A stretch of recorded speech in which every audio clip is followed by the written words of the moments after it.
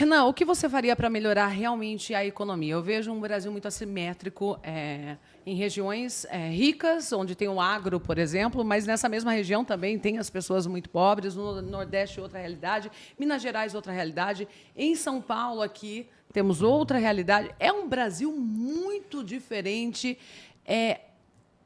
que a gente não consegue...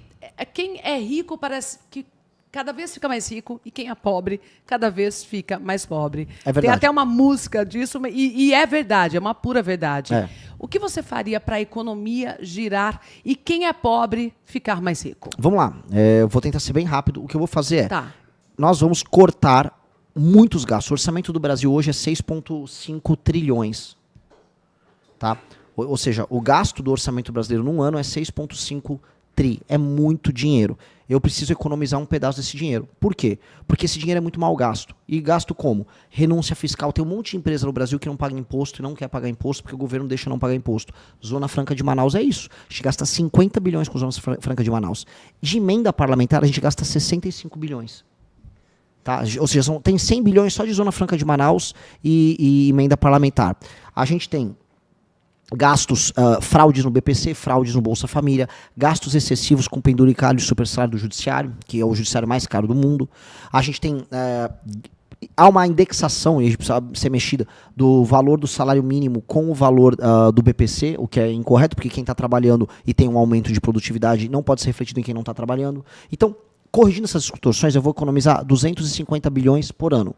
Com esses 250 bilhões, eu começo a equilibrar as contas públicas. Equilibrando as contas públicas, ou seja, o Estado deixando de gastar tanto, os juros pode baixar. Os juros baixando, eu economizo mais de 300 bilhões, por aí, 50 bi para cada ponto da taxa Selic. Com isso, sobra muito dinheiro para eu cortar imposto, e aí as pessoas, como o dinheiro vai ficar mais barato que os juros baixou, as pessoas vão consumir mais. E aí eu vou fazer uma série de reformas que a gente chama de reformas microeconômicas. São reformas que deixam a nossa economia mais competitiva. Se você quiser abrir uma empresa, uma pequena fábrica, uma startup, se você quer abrir um comércio, vai ficar mais fácil. Se você quer contratar e demitir, vai ficar mais fácil.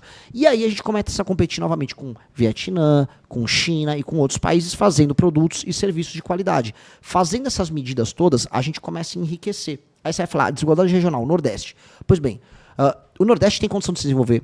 O agro dá para chegar no Nordeste e gerar empregos no Nordeste. E eu vou fazer no Nordeste uma coisa que chama Zona Econômica Especial. Nós vamos pegar empresas que hoje estão na China produzindo para os Estados Unidos e para a Europa, produtos industrializados, e eu vou trazer empresas que façam isso, vou colocar no Nordeste sem pagar impostos, e elas vão só exportar, para não destruir o resto de produção que nós temos no Brasil. Exportar para o primeiro mundo, igual a China fez. Vamos trazer essas empresas e vamos começar a industrializar o Nordeste. Vamos levar data center para o Nordeste, fazer energia desenvolvida, isso lá. O Nordeste se desenvolve lá, o que acontece? O governo pode parar de investir tanto no Nordeste e voltar a investir aqui no Sul-Sudeste. Tá. Aqui a gente foi esquecido. Só para lembrar aqui, para todo mundo que está assistindo, nós, em São Paulo, pagamos boa parte da conta, mas o dinheiro não volta para cá. São Paulo, em alguma medida, é roubado pelo governo federal. Depois a reforma ficou mesmo. É roubado. E, como é roubado, nós temos que resolver de vez o Nordeste para voltar também a focar na nossa região. Tá. Tudo isso seria um Brasil ideal. É um Brasil...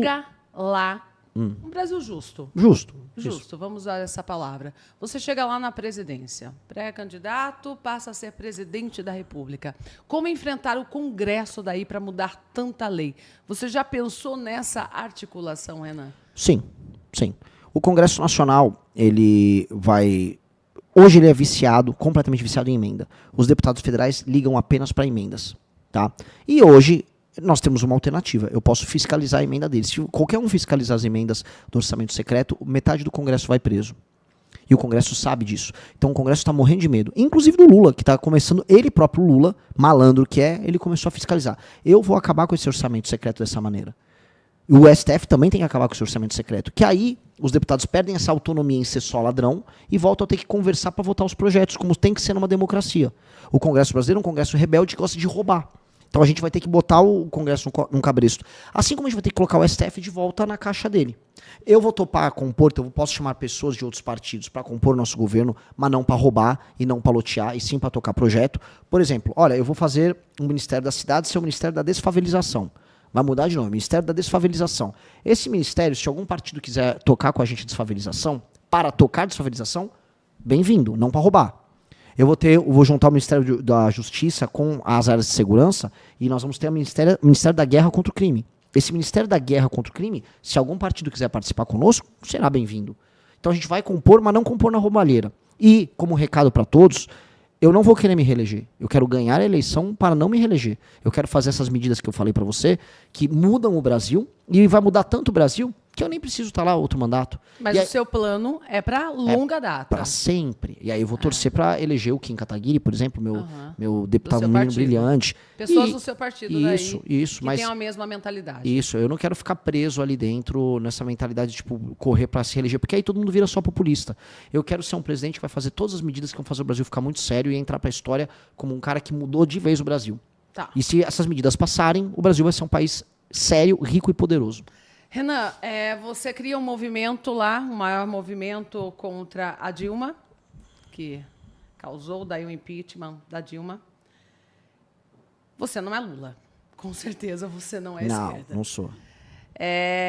Você não é direita, porque não gosta do Bolsonaro também. Eu sou direita, sim. Não é o bolsonarismo. Não sim, tem o bolsonarismo na veia de jeito nenhum. Sim, eu posso dizer, você acabou de falar que é direita, mas você não fica ali no centrão?